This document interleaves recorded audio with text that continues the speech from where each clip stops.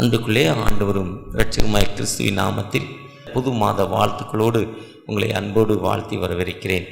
இந்த புதிய மாதம் ஒரு ஜூலை மாதம் மிஷன் மந்தாக, ஒரு விடுதலை மாதமாக எல்லா பேராயங்களும் கொண்டாடி கொண்டிருக்கு. இந்த மிஷன் மந்த் என்பது இயேசு கிறிஸ்து கூட வாழ்ந்த தோமா அவர்கள் இந்தியாவிற்கு ஜூலை 3ஆம் தேதி தான் இந்தியாவுக்குள்ளே வந்தாங்க. அது கிபி 52 வந்தாங்கதாக ஒரு சரித்திரம் இருக்குது. கிறிஸ்து பிறப்புக்கு பின் கிபி 52 ஜூலை 3 கிராங்கனூர் இன்று கோழிக்கோடு என்று சொல்லப்படுகிற துறைமுகத்தில் கேரளாவில் இறங்கி கால்நடையாய் நடந்து நாகர்கோவில், கன்னியாகுமரி வழியாக, தூத்துக்குடி வழியாக, மதுரை வழியாக சென்னைக்கு நடந்து வந்து சென்னையில் கிபி 72 ஜூலை 3 மரித்ததாக, அவர் கொலை செய்யப்பட்டதாக சொல்லப்பட்டிருக்கு. இன்று இருக்கிற சென்ட் தாமஸ் மவுண்டில் அவர் ஈட்டியால் குற்றப்படுகிறார்.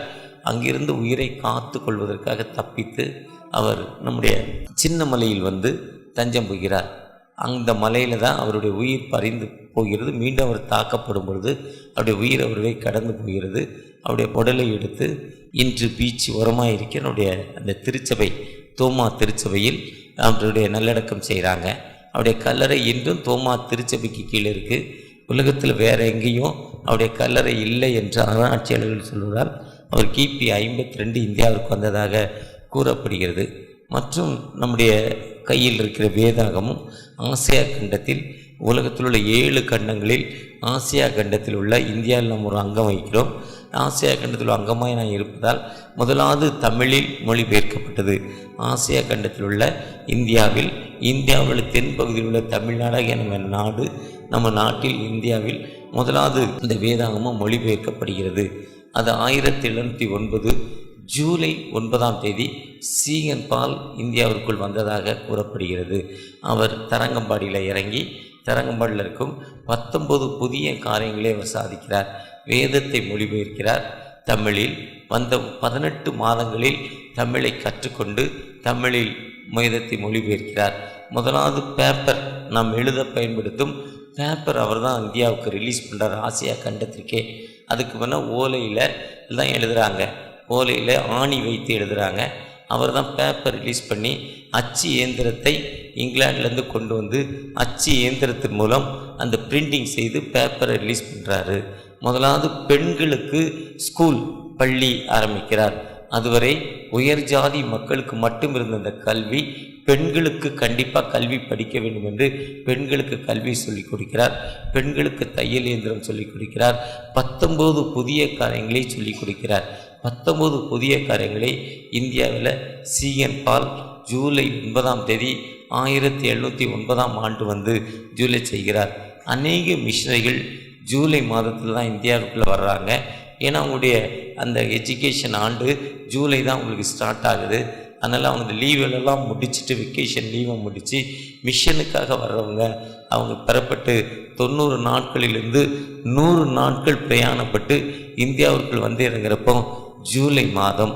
மற்றும் ஒரு ஜூலையுடைய பெரிய தத்துவம் என்னென்னா, மெத்தடிஸ்ட் திருச்சபை தொடங்கப்பட்டது ஜூலை மாதம். மெத்தடிஸ்ட் திருச்சபை தான் எல்லா திருமணைகளும் இயேசுவின் பிரசங்க பீடம் என்று, எல்லாரும் வேதத்தை போதிக்கலாம், எல்லோரும் சுவிசேஷ பணிக்கு போகலாம், எல்லாரும் ஆண்டவருடைய வார்த்தையை சொல்லலாம்ங்கிறத முதலாவது ஒரு புரட்சி திருச்சபை மெத்தடிஸ்ட் திருச்சபை.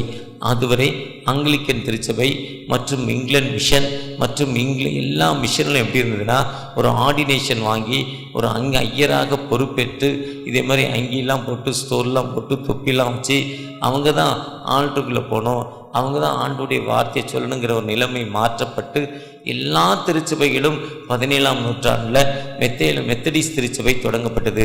எல்லா திருமணைகளும் இயேசுவின் பிரசங்க பீடம். அன்னைத்தான் இந்த அளவுக்கு இன்றைக்கி நிறைய திருச்சபைகள் தொடங்கப்பட்டு காணப்படுகிறது. இதே மாதிரி எல்லா திருச்சபைகளும் தொடங்கப்பட்டது மெத்தடிஸ்ட் திருச்சபை ஜூலை மாதம். அது ஜான் வெஸ்லி, சார்லஸ் வெஸ்லி. அந்த ஜான் வெஸ்லியை பற்றி சொல்கிறப்போ அவங்க அம்மா ஜான் வெஸ்லி எவ்வாறு சொல்கிறாங்கன்னா, எரியும் தீயிலிருந்து பறிக்கப்பட்ட பழம். ஜான் வெஸ்லியை சொல்கிறப்போ எரியும் தீயிலிருந்து பறிக்கப்பட்ட பழம் சொல்கிறாங்க.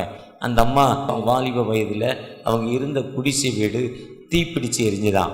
தீப்பிடிச்சிருக்கும். அவனுடைய பிள்ளைகளில் அந்த அம்மா 2 சின்ன பிள்ளைகளை கையில் தூக்கிட்டு, மூத்த மகன் விக்கி என்று பெயர், விக்கி குயிக் கம் அவுட், சீக்கிரம் வெளியே வா, என்னோடு வா, நெருப்பு எரியுது. நெருப்பு எரியிறப்போ என் வீட்டுக்குள்ளே நெருப்பு எரியுது, அதுலேருந்து வெளியே வரப்போ எப்படி சத்தம் போட்டிருப்பாங்க, சீக்கிரம் வா சீக்கிரம் வெளியே வான்னு சொல்லிக்கிட்டே அந்த அம்மா மற்ற 2 பிள்ளைகளையும் தூக்கிட்டு வெளியே வரப்போ இந்த தம்பி வெளியே வராமல் மேலே போகிற படியில் போய் நின்றுக்கிட்டாராம்.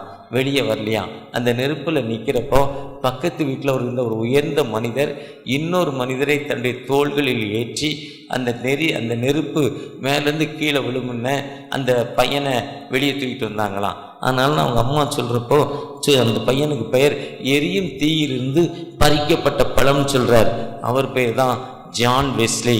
அவர் 1703 1791 வரை 89 வயதுகள் வாழ்ந்திருக்கிறாரு. அவர் தான் ஜூலை மாதத்தில் மெத்தடிஸ்ட் திருச்சபை தொடங்கியிருக்கிறார். மெத்தடி திருச்சபை என்பது எல்லா திருமணையிலும் இயேசுவின் பிரசங்க பீடம். அதனால் இன்னைக்கு நம்முடைய பேராயத்தில் கத்தீட்ரலில் இன்னைக்கு மிஷன் ஃபெஸ்டிவலில் ஆரம்பிப்பாங்க. இன்றைக்கி ஆரம்பிப்பது கல்லூரி ஸ்கூல்ஸ் மட்டும் இணைந்து ஒரு பெரிய திருவிழாவாக அனுசரிப்பாங்க. அதற்கப்புறம் ஒவ்வொரு வாரமும் ஒவ்வொரு திருச்சபையிலையும் அந்த நம்முடைய மிஷன் ஃபெஸ்டிவல் கொண்டாடினாங்க. நான் ஒரே ஒரு வருஷம் மட்டும் மிஷன் ஃபெஸ்டிவலை கொண்டாடினோம். ஏன்னா பெரிய திருச்சபையில் அந்த மாதம் மிஷன் ஃபெஸ்டிவல், அடுத்த மாதம் நம்முடைய அரிப்பின் தோத்திர பண்டிகை. அதனால் நம்முடைய திருச்சபையில் மிஷன் ஃபெஸ்டிவல் இல்லாமல் நம்ம ஒரு டார்கெட்டை மட்டும் நம்முடைய டைசிஸ்க்கு கொடுத்துட்றோம். ஒருவேளை இந்த மிஷன் என்பது ஆண்டோடைய வார்த்தை சொல்வது, ஆண்டவர் சொல்லப்படும் அந்த வார்த்தையை சொல்லுமுன்ன இன்னைக்கு வாசிக்க கேட்ட பகுதியை பார்த்தீங்கன்னா இந்த பவுலடிகள் சொல்கிறப்போ, கர்த்தர் நிமித்தம் கட்டுனனாகிய நான் உங்களுக்கு சொல்லுகிற புத்தி என்னவெனில், நான் உங்களுக்கு என்ன அட்வைஸ் சொல்கிறேன்னா, அந்த எபேசியர் 4ஆம் அதிகாரம் 2ஆம் வசனத்தில் மிகுந்த தாழ்மை நம்ம இடத்துல காணப்பட வேண்டும். நம்ம ஆண்டவரை நோக்கி பார்க்குறப்போ அந்த எபேசியர் 4ஆம் அதிகாரம் 2ஆம் வசனத்தை வாசிங்க.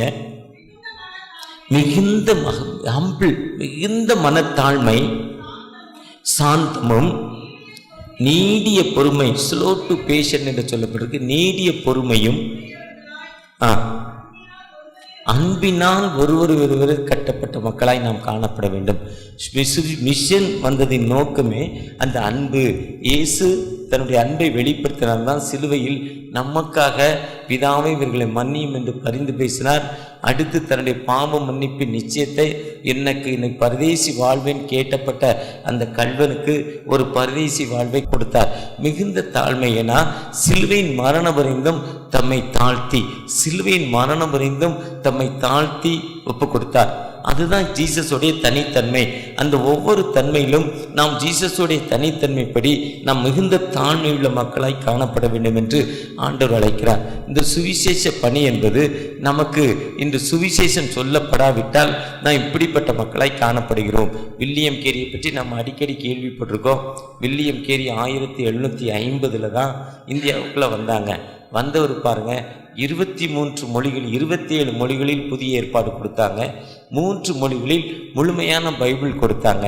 14 ஆண்டுகள் அவங்களுடைய வாழ்வு இருளான வாழ்வு. மனைவி இறந்துட்டாங்க, 2 பிள்ளைகள் இறந்துட்டாங்க. 14 ஆண்டுகளில் 7 ஆண்டுகள் அவங்களுக்கு ஒரு இருளான வாழ்வு. உணவு இல்லை, அமைதி இல்லை, வாழ்க்கையில் எந்தவித சுகம் இல்லை. எந்த நோக்கத்தோடு வந்தாங்களோ நோக்கங்கள் நிறைவேற்றப்படலை. அடுத்து 7 ஆண்டுகளில் பாருங்கள், அவங்களுக்கு ஒரு இங்கிலீஷ் ஸ்கூலில் வேலை செய்யக்கூடிய ஜான் வெஸ்லிங்கிற ஒரு கவர்னர் ஜெனரல் ஒரு வாய்ப்பு கொடுத்தார், ஒரு டீச்சர் ஒர்க்கு, இங்கிலீஷ் ஒர்க்குக்கு. அந்த டீச்சராக பணிக்கு சேர்ந்த உடனே அவங்க முதலாவது சுவிசேஷ பணி ஆரம்பிச்சிட்டாங்க.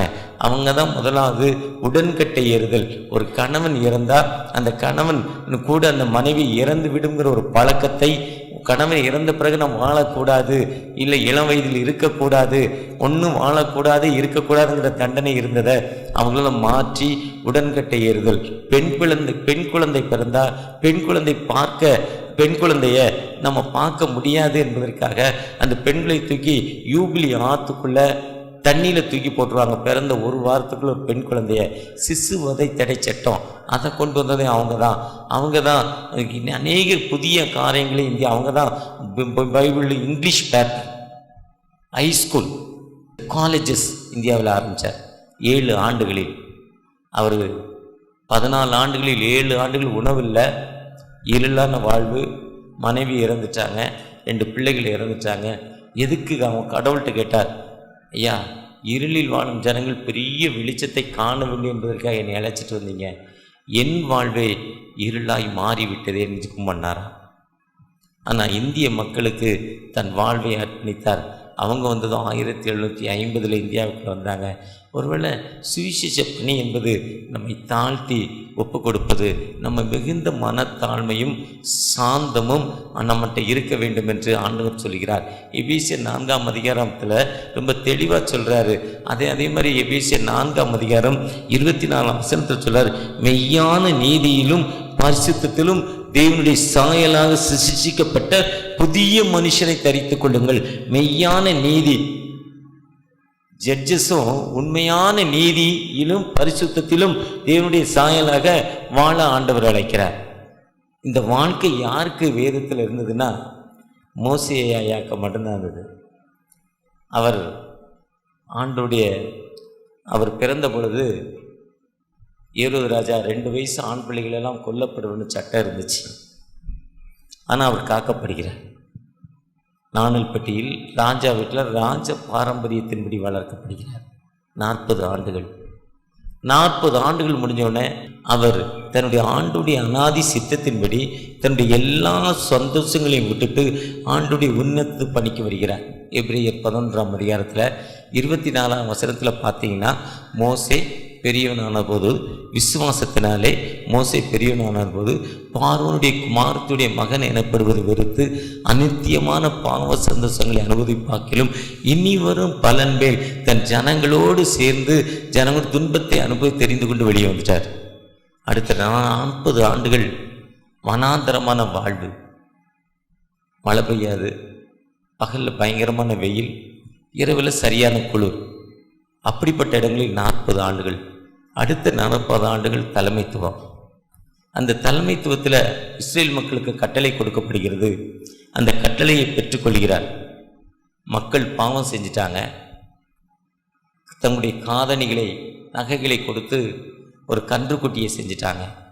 கோவப்படுற அந்த ஆண்டவர் எழுதி கொடுத்த கற்பலைகளை போடுறார். 3000 பேர் இறந்துச்சாங்க. திரும்பவும் ஆண்டவர் அந்த கற்பலைகளை எழுதி தர, நீ மேலே வா, சீனாய் மலைக்கு வான்னு திரும்ப கூப்பிட்றாங்க. யாத்ரா 34ஆம் அதிகாரத்தில் அவர் சீனா மலைக்கு திரும்பவும் ஏறி போகிறார். ஏற போகிறப்போ ஆண்டவர் அவரோடு பேசுகிறார். ஆண்டவர் எப்படி பேசுகிறார்னா முகமுகமாய் பேசுகிறார். ஆண்டவருடைய சன்னிதானத்தில் இந்த யாத்ரா 34ஆம் அதிகாரத்தில் வாசிக்கிறப்போ அவர் ரொம்ப அழகாக ஆண்டவர் அவரோடு பேசுகிறார். ஆண்டவர் சொல்கிற இன்ட்ரொடக்ஷன் பண்ணிக்கிறார். அவர் அந்த சீனாய் மலையில் ஏறி நின்னோடனே கடவுளுடைய மகிமை அங்கே போகுது. 2ஆம் அதிகாரத்தில் ஆயத்தமாகி நீ ஏன்ட்ட வாப்பாங்கிறார்.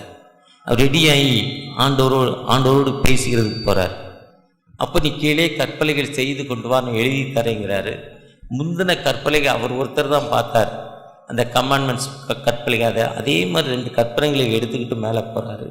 கற்பத்துக்கு மேலே போகிறப்போ அந்த ஆண்டவர் அவரோடு பேசுகிறார். மேகத்தில் இறங்கி 5ஆவது வசனத்தில் கர்த்தர் மேகத்தில் இறங்கி அவன் அருகே நின்று கர்த்தருடைய நாமத்தை கூறினார். இந்த நேம் ஆஃப் த லார்ட், அவருடைய நாமத்தை ஆண்டவருக்கு சொல்கிறார். மோசைக்கு தெரியாது, மோசே ஐயாக்கு யாருன்னு தெரியாது. வந்திருக்கிறது யாருன்னு கடவுள் அவரோடு பேசுகிற போகிறப்போ என்ன சொல்கிறாருன்னா, கர்த்தர் மோசைக்கு முன்பாக கடந்து போகிற போது அவர் கர்த்தர் இரக்கமும் உருக்கமும் கிருபையும் நீடிய சாந்தமும் மகா தயவும் சத்தியமுள்ள தேவன், உண்மையின் கடவுள்ங்கிறார். இரக்கமுள்ளவர், சாந்தமுள்ளவர், உருக்கமுள்ளவர், உண்மையின் கடவுள் என்று தன்னை அறிமுகப்படுத்துகிறார். அது மட்டுமல்ல, அந்த அறிமுகம் பண்ண பொழுது 7ஆவது வசனம் சொல்கிறோம், 1000 தலைமுறைகளுக்கு 1000 டைம் 1000 தலைமுறைகளுக்கு, இன்னையிலிருந்து என்னுடைய தலைமுறை 1000 தலைமுறைகளுக்கு நான் அக்கிரமத்தையும் மீறுதலையும் பாவத்தையும் மன்னிக்கிறவர். ஆண்டோடைய தனித்தன்மை எப்படி இருக்கு பாருங்க. அக்கிரமத்தையும் பாவத்தையும் மன்னிக்கும் கடவுள். அவர் இரக்கமும் உருக்கமும் நீடிய சாந்தம் உள்ளவர் மட்டுமல்ல, மன்னிக்கிற தகப்பன் என்று சொல்கிறார். தன்னுடைய நாமம், ஆண்டுடைய தன்மை எப்படி இருக்கு பாருங்க. இரக்கமுள்ள ஆண்டவர், தயவு உள்ளவர், நீடிய சாந்தம் உள்ளவர், நம்மை மன்னிக்கும் ஆண்டவர். ஒரு முறை இல்லை. இயேசு கிறிஸ்துட்ட மத்தேயு 18ஆம் அதிகாரத்தில் பேதுருடிகள் இயேசு கிறிஸ்துட்ட சொல்கிறப்போ ஒரு முறையில் 7 முறை மன்னிங்கிறார். ஆனால் அவருடைய தகப்பனார் சொல்கிறாரு 1000 தலைமுறை மன்னிக்கும் ஆண்டவர். நம்மை மன்னித்து 1000 தலைமுறைக்கு மன்னிக்கிறவர் சொன்ன உடனே 8வது வசனத்தில் மோசே தரை மட்டும் குனிந்து ஆண்டவர் எப்படி தொழுது கொள்கிறார் பாருங்க. நம்மளால் முழங்காலில் 10 நிமிஷம் நிற்க முடியல, நின்றுக்கிட்டே ஜெபம் சொல்கிறோம், உட்காந்துக்கிட்டே தோத்திரம் சொல்கிறோம். ஆனால் அவர் முகமதியருடைய தொழுகையில் பாருங்க, 2 முழங்கால் 5 விரல்கள், காலில் இருக்க விரல்கள் தரையில் பட்டு அப்படியே நெற்றி பட தரை மட்டும் தாழ்த்தி ஆண்டவரை நோக்கி தொழுது கொள்வாங்க. நம்முடைய தொழுகை நம் ஆண்டவர்கிட்ட தரை மட்டும் தாழ்த்தி, நான் ஒன்றுமே இல்லை, தரை மட்டும் குனிந்து பணிந்து ஆண்டவருடைய உங்களுடைய கண்களில் கிருபை கிடைத்ததானா நீங்கள் எங்கள் பக்கத்தில் எழுந்திருக்க வேண்டும். எங்களோடு நீங்கள் கடந்து வாங்கப்பா. ஏன்னா நீங்கள் எங்கள் அக்கிரமத்தையும் பாவத்தையும் ஏற்றுக்கொள்ளுங்கப்பா. எங்களுக்கு உங்கள் சுதந்திரமாக ஏற்றுக்கொள்ளுங்க.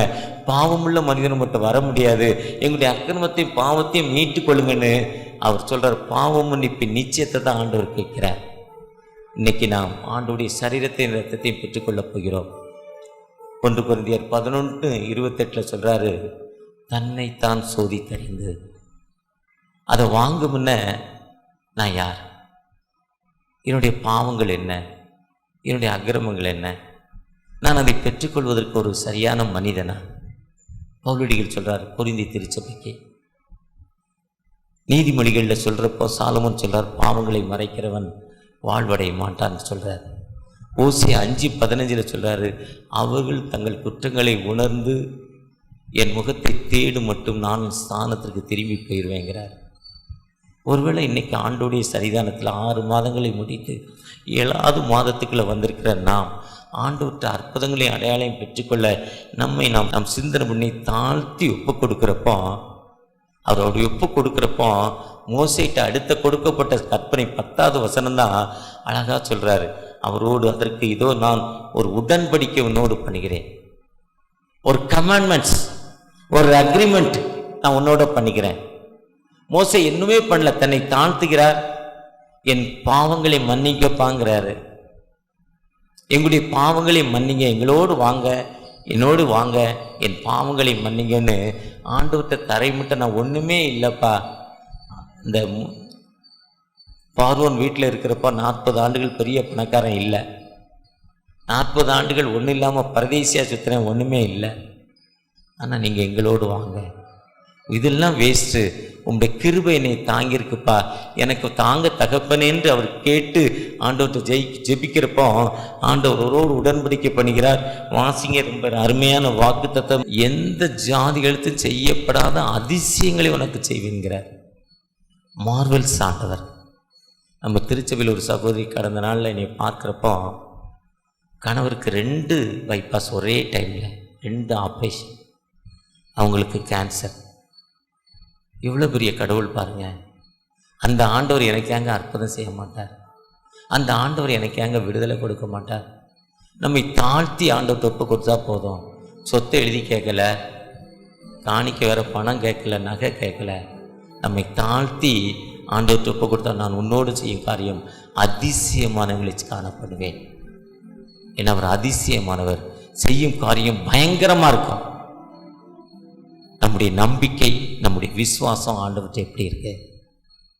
நம்முடைய நம்பிக்கை, நம்முடைய விசுவாசம் ஆண்டவர்கிட்ட எப்படி இருக்கு? ஆனால் ஆண்டவர்கிட்ட அற்புதமாக கேட்குறப்போ ஒரு சகோதரி என்எம்எஸ்ல அன்னைக்கு இங்கே வந்திருந்தாங்க. உஷாங்கிற சகோதரி, பிரெயின் ஆப்ரேஷன், கணவர் பிழைக்க மாட்டார்னு சொல்லிட்டாங்க. ஆனால் நம்பிக்கையோடு கடவுள்கிட்ட ஜெபம் பண்ணாங்களா தன்னை தாழ்த்தி. நாமும் எப்படிப்பட்ட கஷ்டங்கள், எப்படிப்பட்ட வேதனைகள், எப்படிப்பட்ட துன்பங்களில் 6 மாதங்களை முடித்து 7வது மாதத்துக்குள்ளே வந்திருக்கிற ஆண்டவர், அவர் செய்யும் காரியம் ஒரு அதிசயமானவர், அவர் பயங்கரமாக இருக்கும். அது மட்டும் இல்லை, லார்ட் வித் அஸ், ஆண்டவர் என்னோடு இருப்பார், நான் உன்னை விட்டு விலகுவதில்லை, உன்னை கைவிடுவதில்லை ஜோசுவாக்கு சொன்ன ஆண்டவர் அவர் என்னோடு இருப்பார். அப்படிப்பட்ட உயிருள்ள ஆண்டவர் யாத்ரா 34:10 அந்த வாக்கு தத்தத்தோடு ஆண்டவரே தகப்பனே நாங்கள் உண்மை நோக்கி பார்க்க முடியும், இல்லத்துக்குள்ள வந்திருக்கிறோம் தகப்பனே, உங்களுடைய பாதத்தில் இருக்கிறோம் தகப்பனே, ஒரு விசை கூட ஆசீர்வதிங்க, எங்களுடைய தேவைகளை சந்திங்க தகப்பனே, எங்களுடைய கண்ணீரை மாற்றுங்க, எங்களுக்கு ஒரு விடுதலை கொடுங்க, எங்களை ஆசீர்வதிங்க தகப்பனே என்று அவரை நோக்கி பார்க்கிறப்போ நிச்சயமாகவே அவருடைய கிருபை இந்த புதிய மாதம் நமக்கு ஒரு விடுதலை மாதமாய், ஒரு வழிநடத்தும் மாதமாய் நம்மோடு கடந்து வந்து நமக்கு எல்லா நிலையிலும் ஆசீர்வதிக்கிற ஆண்டவர் நம்மோடு கடந்து வந்திருக்கிறார். நிச்சயமாகவே ஒரு அதிசயம் செய்யும் ஆண்டவர். கேட்ட செய்தி பார்த்தீங்களா? எத்தனை மிஷனரிகள் எல்லா காரியத்தையும் இழந்து தியாக பலிகளாய் தங்களை ஒப்பு கொடுத்து உருவாக்கின திருச்சபை எவ்வளோ கஷ்டம், எவ்வளோ வேதனை, எல்லா காரியத்தையும் இழந்து கோதுமை மணியை போல, கோதுமை மணியானது பூமியிலே விழுந்து சாகாவிட்டால் தனித்திருக்கும், செத்ததையானால் மிகுந்த பலனை கொடுக்கும். கோதுமை மணியை போல பூமியில் விதைக்கப்பட்டு நாம் ரட்சிக்கப்பட வேண்டும் என்பதற்காக எத்தனை பாடுகள் பட்டாங்க. மனதில் நினைத்த ஆண்டவரே, தியாக வாழ்க்கைக்காக நன்றி ராஜா, நீர் எப்படி சிலுவைக்கு ஒப்பு கொடுத்தீரோ அதே போல ஆண்டவரை எத்தனை பாடுகள் இருந்தாலும் கஷ்டம் இருந்தாலும் எல்லாவற்றையும் சகித்து சுயநலத்துக்காக இல்லை, ஒரு பெரிய எண்ணத்தோடு ரட்சிப்பு ஏற்படுத்த வேண்டும், ஒரு மாறுதல் ஏற்பட வேண்டும்னு சொல்லி எத்தனை வேதனையோடு ஒப்பு கொடுத்தாங்கப்பா. அந்த பாடுகளை நினைக்கணும்னு சொல்லி அப்படி கேட்கலாமா? ஏதோ நமக்கு என்ன எப்படியும் போட்டு நினைச்சா வாழ்வு இல்லை. ஒரு வாழ்க்கை தந்திருக்கிறாரு, ஒரு வைராக்கியமான வாழ்க்கை, ஒரு ஒப்பு கொடுக்கக்கூடிய வாழ்க்கை. அப்படி வாழ்க்கைக்கு நம்ம ஒப்பு கொடுக்கும்போது கர்த்தர் விசேஷித்த கரவன் நம்மை ஆசிரிக்க காத்து கொண்டிருக்கிறார். போராட்டம் வரலாம், கஷ்டம் வரும், வேதனை வந்தோம், அதை ஆண்டவர் ஒரு நாள் நம்மை வெட்கப்படுத்தவே மாட்டார். வாழ்க்கை பயணத்திலே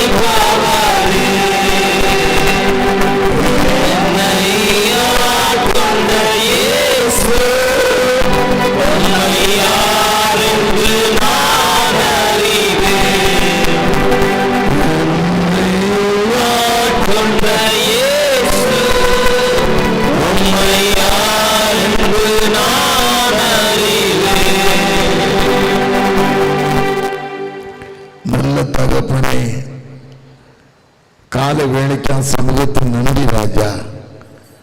அதிகாலை தேடுவோம் கண்டடைவான் சொன்ன வார்த்தையின்படி அதிகாலை தேடும்படியான கிருபையை தந்தது சாமி. அது மாத்திரமல்லப்பா, எத்தனை மிஷின்கள் தங்களை ஒப்பு கொடுத்த வாழ்க்கையை நினைக்கிறோம்ப்பா. பாடுகள் வந்து கஷ்டங்கள் இருந்தாலும் எல்லாவற்றையும் உதறி போட்டு விட்டு உண்மை நோக்கி பார்த்த பிள்ளைகளப்பா. அதே போல வேதனையோடு வந்திருக்க பிள்ளை வாழ்க்கையில் விடுதலை கொடுங்க. கஷ்டத்தோடு வந்த பிள்ளை வாழ்க்கையில் விடுதலை கொடுங்க. கண்ணீரோடு வந்த பிள்ளை வாழ்க்கையில் விடுதலை கொடுங்கப்பா. ஒவ்வொரு பிள்ளை வாழ்க்கையில் ஆஸ்வதிக்கப்பட கிருபை தாங்க. இன்று முதல் நான் உன்னை ஆஸ்வதிப்பேன் வாக்கு தத்துவப்படி இமைப்பொழுது உன்னை கைவிட்டேன். உருக்கமான இறக்கங்களால் நானும் சேர்த்து கொண்டே இந்த வார்த்தையின்படி நீ இமைப்பொழுது கைவிட்டிருந்தாலும் ஒரு உருக்கமான இறக்கம் பிள்ளைகளை தாங்கட்டும், வழிநடத்தட்டும், ஆஸ்வதிக்கட்டும். அப்பா அன்றே நாம மாத்திரம் உயர்த்தப்பட கிருபை தாங்க. சமயத்தின் ரத்தத்தை உட்கொண்டிருக்கிறோம், உங்களை போல மாற கிருபை தாங்க. அந்த பிள்ளை கொடுத்து காணிக்க நன்றி ராஜா. அன்றோட இந்த ஏழை விதவை கொடுத்தது போல பிள்ளைகள் கொடுத்த காணிக்கையை அங்கீகரித்துக் கொள்ளுங்க. ஆசீர்வதிங்க. மாதம் முழுவதும் கரம் கூட இருக்கட்டும். நான் உன்னை ஏந்துவேன், உன்னை சுமப்பேன், உன்னை தப்புவிப்பேன் வாக்கு தத்துவம் நிறைவேற கிருபை தாங்க. இயேசுவின் நாமத்தில் ஏங்கியிருக்கிறேன் நல்ல பிதாவே. ஆமென்.